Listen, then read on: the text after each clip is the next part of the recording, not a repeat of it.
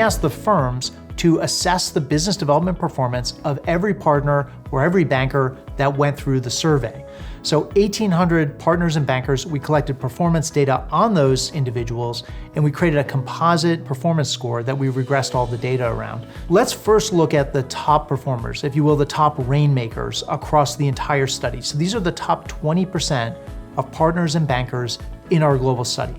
And when we look at these individuals, we find a pretty eye-opening story. First, activators win. Realists come in a pretty close second.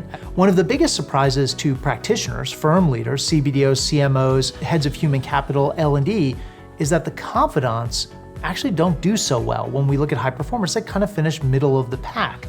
And again, this is a long-held assumption in professional services and in banking that that's the way, that's the recipe for high performance when it comes to business development. Now, when we look at low performance, this is where the story gets really interesting. So now we're looking at the bottom 20% of performers, not the top 20%.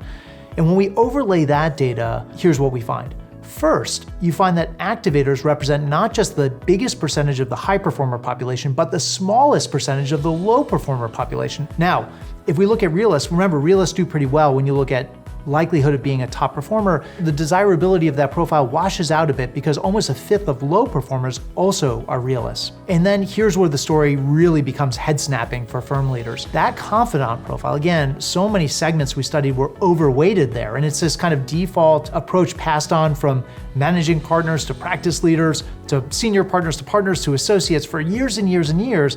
That approach in today's market is more likely to fail than to succeed.